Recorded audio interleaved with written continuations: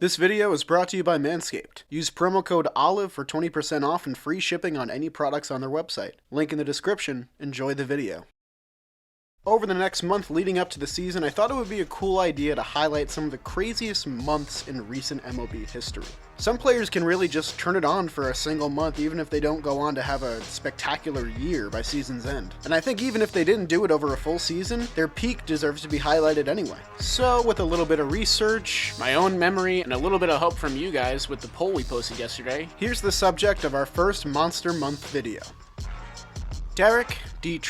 Dietrich came up with the Marlins originally after being traded by Tampa Bay for Yunel Escobar. He'd spent 6 seasons there, playing second base, shortstop, third base, and left field for the Fish. Over 2,000 plus plate appearances, he clipped 60 home runs with 204 RBIs, a 254 batting average, and a 757 OPS. But by the time his player control expired, he was looking for a team but found no major league deals. Come 2019, he'd entered the free agent market for the first time and land a minors deal with the Cincinnati Reds. He broke camp with Cincy and made the opening day roster. The Reds were in kind of a weird spot considering they had Sonny Gray and Luis Castillo and some other solid offensive pieces, but weren't really looked at as favorites to win the division. Dietrich was originally looked at as nothing more than a solid bench piece, but come opening day, he'd make his presence known pretty quickly. Come opening day against the Pirates, Dietrich hit a 3-run home run in the bottom of the 7th that would ultimately win Cincy the game, and thus earned him more starting time from there. He wouldn't fully hit his stride until May rolled around, his monster month. Trust me, we're going to talk a whole lot more about Derek Dietrich versus the Pirates, but before we do that, I'd just like to say if you've been watching a lot of the content recently and enjoying it, you should hit the red button below. Subscribing to the channel really helps me grow the audience, and we've been doing new styles of content recently, including stuff like live streams. So if that sounds like something that might interest you, then I recommend subscribing to the channel so you don't miss any further content. Thanks. Alright, let's get back into it. Derek Dietrich's torrid pace began on May 3rd with 2 3-run home runs in 1 game against the San Francisco Giants. Despite his 6 RBI performance, the Cincinnati Reds managed to lose this game 12-11 somehow. Fans were growing excited with Dietrich for not only his growing performance on the field, but also the character he exerted while doing it. But this was just the beginning of things to come in May 2019.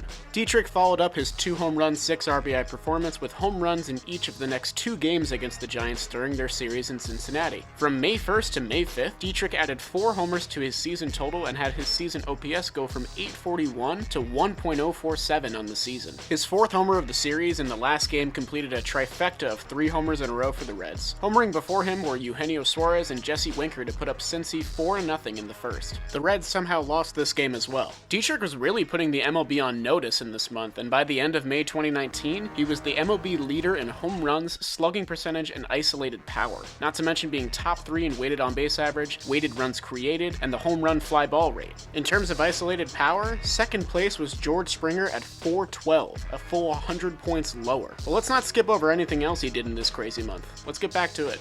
After hitting 4 in 1 series against the Giants, he hit a home run against the Oakland A's that would help Cincy salvage the last game of their set against Oakland. But it also sparked a 7-game drought of no home runs for Dietrich, the longest dry spell of the month for him. Dietrich would add home runs in the Reds' play against postseason contending teams like the Los Angeles Dodgers, Chicago Cubs, and Milwaukee Brewers. These were all, predictably, no doubters, as Dietrich scored one of the highest hard hit percentages in the league during this month. The Reds, for some odd reason, had a knack for losing games that Dietrich homered in. For his first 8 home runs in May, the Reds' record in games where Dietrich homered was 2-6. In terms of single month totals, while Dietrich didn't have the most home runs in a month, that would go to his teammate Aristides Aquino, he had the highest single month OPS of anybody in 2019. I was pretty surprised to see 3 Reds on the board, with Eugenio Suarez making it for his July as well. As for Dietrich, he was saving his best performance of the month for last. His last 4 home runs in this month would come in the span of just 2 games, and can you guess who it came against? That's right, the Pittsburgh Pirates. The first was a meaningless solo shot to add to a healthy Reds lead in an eventual 8-1 victory, but the next 3 would pile into just 1 game. Dietrich's second multi-homer game of the month and second 6 RBI game of the month.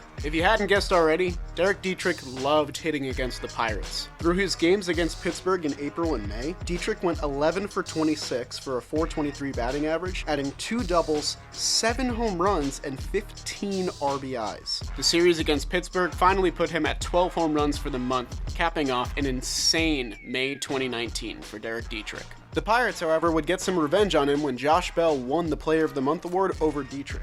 Bell hit .390 with 12 home runs and 31 RBIs during the month of May. He was definitely deserving, but nobody showboated quite like Derek Dietrich.